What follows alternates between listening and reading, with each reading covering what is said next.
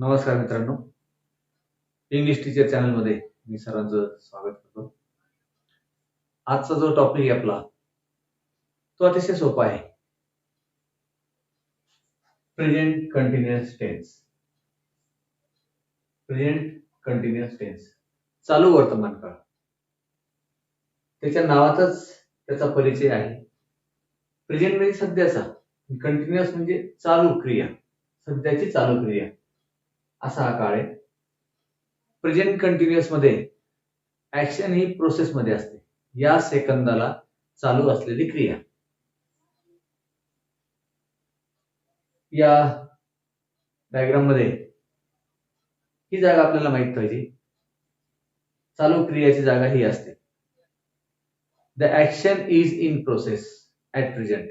That time we use present continuous tense. The structure is very simple. Subject plus am is are plus first form of the verb plus ing. We use am is are three helping verbs according to the subject. For example, we use am for I am, we are, you are, he is, she is, it is आणि they are. अशा प्रकारे या जोड्या आहेत. म्हणजे to बीच्या आणि कर्त्याच्या जोड्या या लावूनच घ्यायच्या या काळामध्ये. या जोड्या आपल्याला पाठ पाहिजे. चालू काळामध्ये I am, we are, he is, she is, it is, they are, we are या जोड्या झाल्या तर पुढे फक्त आपल्याला क्रियापदाचं आयएनजी फॉर्म जोडावा लागेल. आता काही वाक्य आपण एकच क्रियापद घेऊ. एक ठिकाणी बदललेलं आहे. आय एम रायटिंग, मी लिहित आहे. वी आर रायटिंग, आम्ही लिहित आहोत. यू आर रायटिंग, तू लिहित आहे किंवा तुम्ही लिहित आहात.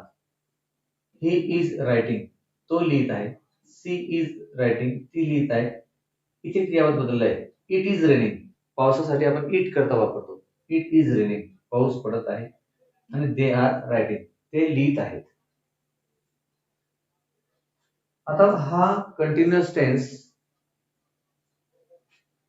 चालू घडणारी क्रियासाठी आपण वापरतो. नाऊ ऍट प्रेझेंट, म्हणजे सध्या परिस्थितीमध्ये जी क्रिया घडते त्यासाठी आपण हा काळ वापरतो. उदाहरणार्थ, अ मॅन इज ड्रायव्हिंग, एक मनुष्य चालवत आहे गाडी. अ कार घ्या, a man is driving a car. परंतु ही चालू असलेली क्रिया ही टेम्पररी जाते, कमी वेळेस असते ती. उदाहरणार्थ, he is talking on mobile. He is talking on mobile, मोबाईलवर तो बोलतोय. म्हणजे क्रिया चालू आहे सध्या, पण ती टेम्पररी आहे. थोड्या वेळाने ती बंद होईल. नंतर जो ट्रेंड चालू असतो सध्या जगामध्ये, त्या ट्रेंड बद्दल पण आपण आयएनजी फॉर्म वापरून प्रेझेंट कंटिन्युअस वापरतो. उदाहरणार्थ, nowadays boys are using jeans.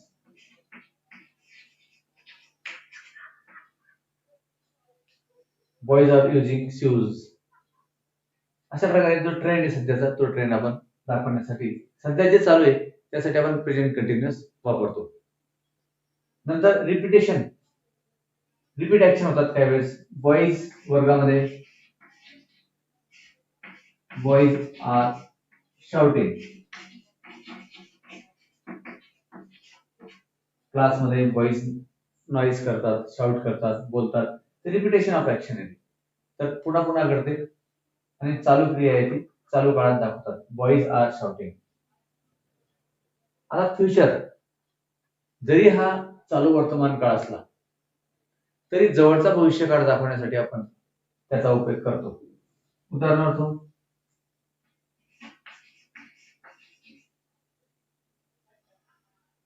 She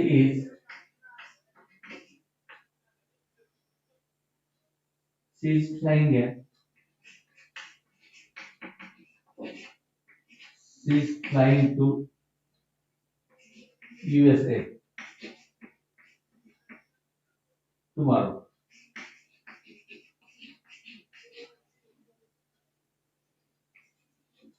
She is flying to USA tomorrow. ती उद्या USA ला जात आहे. पण जवळचा भविष्यकाळ आहे, अशा वेळेस पण आपण वापरतो. याच्यामध्ये अजून एक प्रयोग असतो तो गोइंग टूचा. गोइंग टू म्हणजे जवळचा भविष्यकाळ.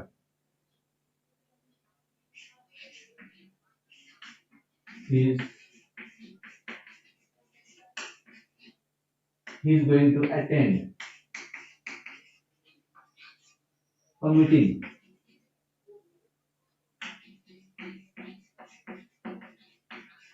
soon. तो लवकरच एक मीटिंग अटेंड करायला जात आहे किंवा जाणार आहे. जवळचाच भविष्यकाळ आहे. He is going to attend जाणार, म्हणजे जवळचाच भविष्यकाळ जात आहे किंवा जाणार असं म्हणू शकतो आपण. आता या काळामध्ये कॉन्ट्रॅक्टेड फॉर्म्स वापरतात. कॉन्ट्रॅक्टेड फॉर्म्स वापरतात.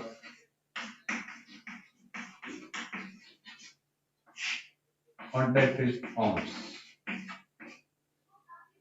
आता आय एम रायटिंग तर आपण लिहू शकतो I am writing. We are writing. You are writing. He is writing. She is writing. It is writing. They are writing. असे आपण कॉन्ट्रॅक्टेड फॉर्म्स वापरतो. आणि कॉन्ट्रॅक्टेड फॉर्म्स निगेटिव्ह मध्ये पण वापरतात. त्याचे आपण काही उदाहरणं घेणार आहोत.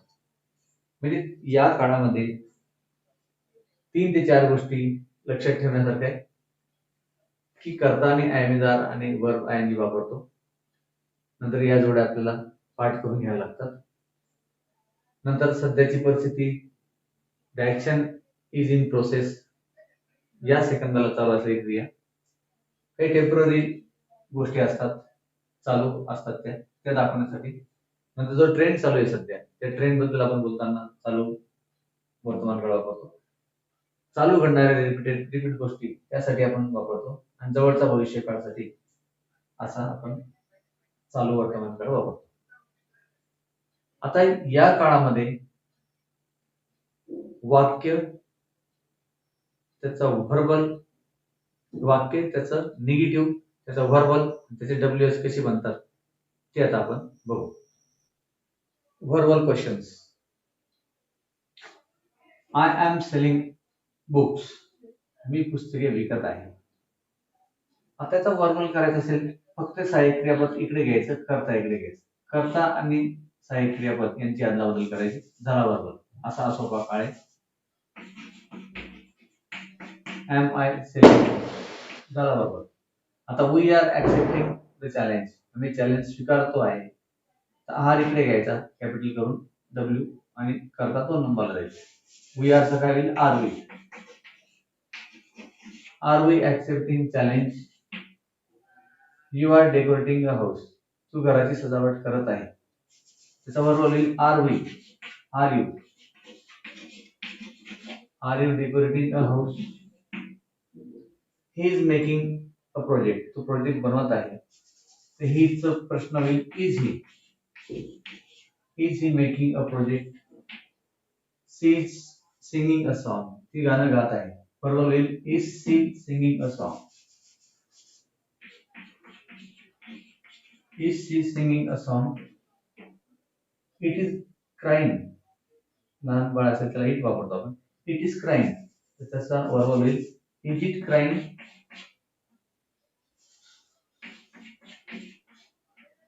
Is it crying? And they are supporting a party. एका पार्टीला सपोर्ट करत आहे. Are they? Are they supporting a party? असे व्हर्बल क्वेश्चन तयार होतात. आणि व्हर्बल क्वेश्चन म्हणजे असा प्रश्न की ज्याचं उत्तर यस किंवा नो येईल. त्यांना येस नो क्वेश्चन सुद्धा म्हणतात. तर चालू काळामध्ये, चालू वर्तमान काळामध्ये त्याची उत्तर देण्याची काही पद्धती आहेत, त्याबद्दल आता आपण बोलू. आय एमचा आपण शेवट घेऊ. आता we are accepting the challenge. Yes असेल तर आपण म्हणतो yes we are, yes we are, किंवा यस वी आर,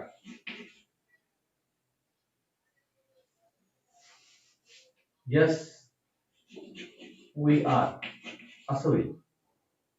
आणि निगेटिव्ह उत्तर असेल नो वी आर. निगेटिव्ह असेल तर कॉन्ट्रॅक्टेड फॉर्म मध्ये आपण उत्तर देतो. पॉझिटिव्ह असेल तर यस वी आर पूर्ण फॉर्म मध्ये उत्तर दिलं, आणि निगेटिव्ह असेल तर no we aren't. Are you accepting the challenge? No we aren't. No we are not असा याचा अर्थ होतो. No we are not. आता वी आरचा पण कॉन्ट्रॅक्टेड फॉर्म होतो, असा पण होऊ शकेल याचं. तिसरं उत्तर नो वी आर नॉट. दोन्ही प्रकारे उत्तर देऊ शकतो. हा पण कॉन्ट्रॅक्टेड फॉर्म आहे. इथं वी आरचा कॉन्ट्रॅक्टेड फॉर्म केला, इथे आर नॉटचा केला. म्हणजे होकार असेल तर एक उत्तर देऊ शकतात, नकार असेल तर तुम्ही कॉन्ट्रॅक्टेड फॉर्म मध्ये उत्तर देऊ शकता. याचं पण तसं येईल. You are decorating. Are you decorating a house? Yes. Are you decorating? आपल्याला विचारलेला प्रश्न येतो. येस आय एम असं उत्तर येईल याचं. आणि निगेटिव्ह असेल तर नो आय एम नॉट असं येईल. आता इथं am I selling a book, am I selling books, याचं उत्तर येईल yes I M.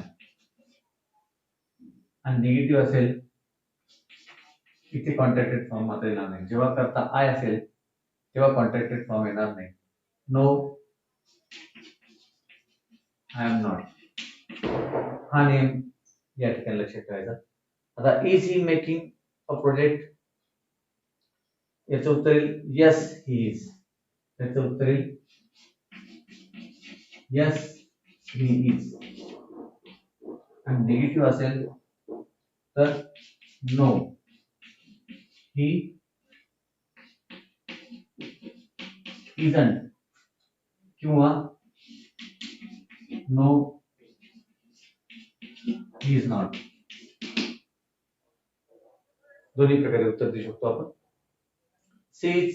Is she singing a song? Yes she is, किंवा no she isn't. Is it crying? Yes it is, किंवा no it isn't. Are they supporting a party? Yes they are, किंवा no they aren't. अशा प्रकारे याची उत्तर आपण देऊ शकतो आणि व्हर्बल करू शकतो. आता व्हर्बल नंतर WH चा कसा करतात ते आता आपण बघू. WH करताना अगोदर एक व्हर्बल आपल्याला करावं लागेल, नंतर WH शब्द आपण गरजेनुसार वापरतो. समजा असं वाक्य आहे,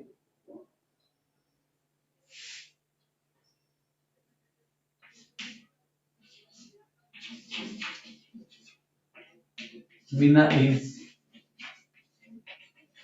working in TCS. TCS company आहे, हे मुख्य वाक्य आहे. त्याचा व्हर्बल क्वेश्चन तयार करताना काय होईल? इज पुढे येईल, सहाय्यक क्रियापद तो कॅपिटल होईल.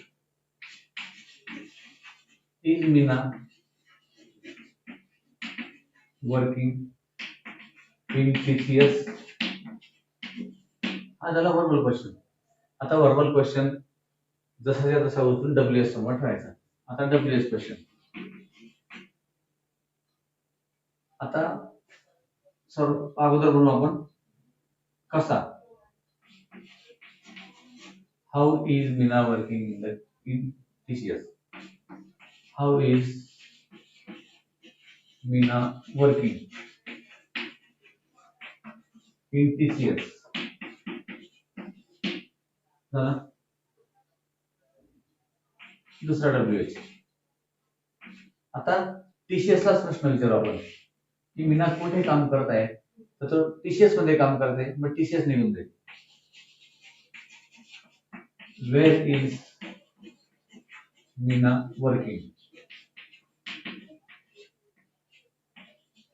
त्याचं TCS उत्तर येईल. नंतर का, why is Meena working in TCS, why is Meena working in TCS. नंतर व्हॉट ने प्रश्न विचारला तर वर्किंगला असतो प्रश्न राहील, what is Meena doing in TCS, what is Meena doing in TCS, म्हणजे उत्तर येईल वर्किंग. कशासाठी, what for, for what,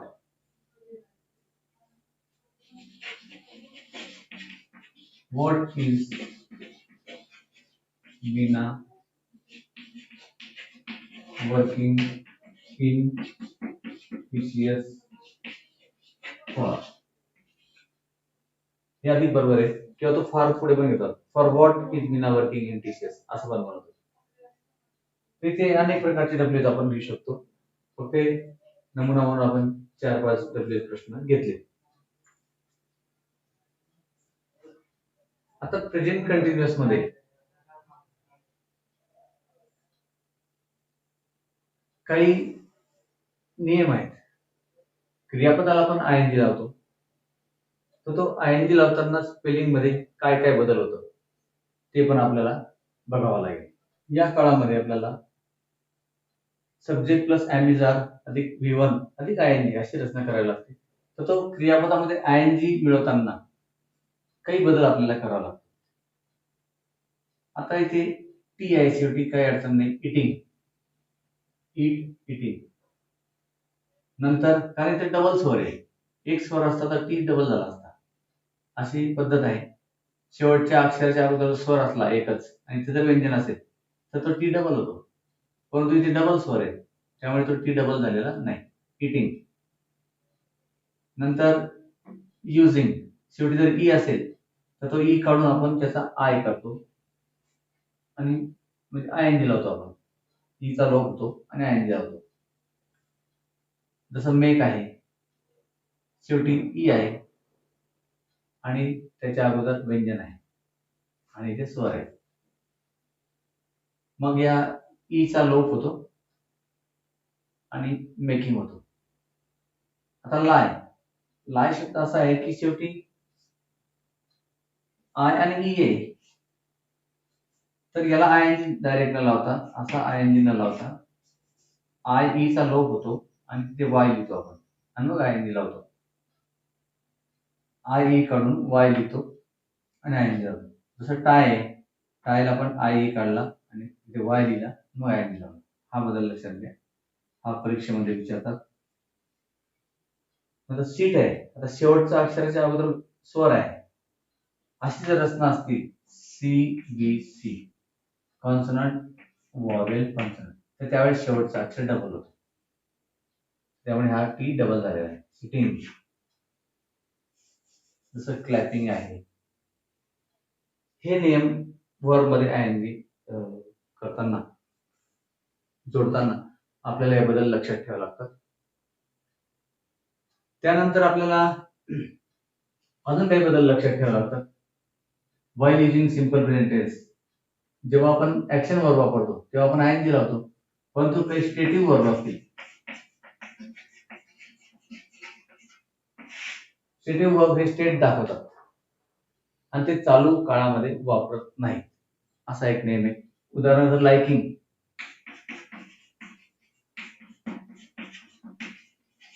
I am liking cricket असं लिहित नाही, फक्त आय लाईक क्रिकेट असं लिहितात, कारण ते स्टेटिव्ह वर्बला आपण ING लावत नाही. दुसरा एखादा स्टेटिंग वर्ब असेल, आय एम अंडरस्टँडिंग असंही म्हणत नाही, आय अंडरस्टँड असं म्हणतात. I am having a car, माझ्याकडे कार असत आहे असं पण म्हणत नाही, फक्त आय हॅव अ कार असं म्हणतो आपण. परंतु फक्त पॉप्युलर वर्बमध्ये जेव्हा एका स्टेटमधून दुसऱ्या स्टेटमध्ये करता जात असेल तेव्हा तो हॅवला आय एन जी लावतात. एक रेअर केस आहे. तर हे बदल लक्षात ठेवायचे. कुठलेही स्टेटिव्ह व्हर्बला आपण आय एन जी लावत नाही. जसं अंडरस्टँड आहे, हॅव आहे, चालू काळामध्ये त्यांना आय एन जी लावत नाही. अजून एक बदल या ठिकाणी लक्षात घ्यायचा आहे. टू बीचं वर्ब योग्य पद्धतीने वापरायचं. उदाहरणार्थ राहुल अँड रमेश. आता इज कमिंग असेल तर हे चुकीचा उपयोग केलेला आहे. राहुल अँड रमेश इथे आर कमिंग लिहिलं. Rahul and Ramesh are coming. नंतर अजून एक बदल आहे लक्षात ठेवण्यासारखं. एखादा व्यक्ती दीर्घ काळापासून एकाच कंपनीत काम करतोय, तो त्या ठिकाणी परमनंट आहे. मग तो असं म्हणू शकत नाही I am working in TCS. Me TCS मध्ये काम करताय असं न म्हणता तो परमनंट आहे, अनेक वर्षापासून काम करतोय, तो साधा वर्तमान काळ वापरतो. I work in TCS. म्हणजे एखादी कंपनी एखादं उत्पादन करत असेल, the factory is producing rubber, त्याचं परमनंट जर काम असेल त्याचं अनेक वर्षापासून, तर त्या ठिकाणी आपण सिंपल प्रेझेंट टेन्स वापरतो. हे दोन बदल आपण लक्षात घेतले पाहिजे. आणि तिसरा बदल स्पेलिंगचा बदल. स्पेलिंग मध्ये सुद्धा आय एन जी लावताना आपल्याला हे नियम लक्षात ठेवावा लागतो. प्रेझेंट कंटिन्युअस टेन्स चालू वर्तमान काळ हा सध्याची परिस्थिती दाखवण्यासाठी आपण वापरतो. It is running, boys are playing, he is accepting a challenge, the boy is decorating the house, he is selling books, boys are dancing on the stage, girls are singing. एकाच प्लॉट मध्ये आपण अनेक घटना जोडू शकतो. Boys are playing and girls are watching. Teacher is teaching and boys are learning. At the same time it is raining outside. अशा प्रकारे चालू क्रिया दाखवण्यासाठी हा अतिशय सोपा आणि साधा काळ आहे. याचा स्ट्रक्चर पण आपण शिकलो, सर्व गोष्टी आपण शिकलो. त्याची प्रॅक्टिस करा. फक्त फळ्यावर शिकून किंवा समजून चालणार नाही. तर या काळातील अनेक वाक्य बोला, त्याचं व्हर्बल करा, त्याचं WH करा, त्याचा निगेटिव्ह करा आणि अनेक क्रियापदांशी करता जोडा आणि अनेक वाक्य जोडा. ठीक आहे मित्रांनो, आजच्या व्हिडिओ लेक्चरमध्ये एवढंच. इतर महत्त्वाचा भाग आपण पुढील लेक्चरमध्ये बघू. Till then, good bye.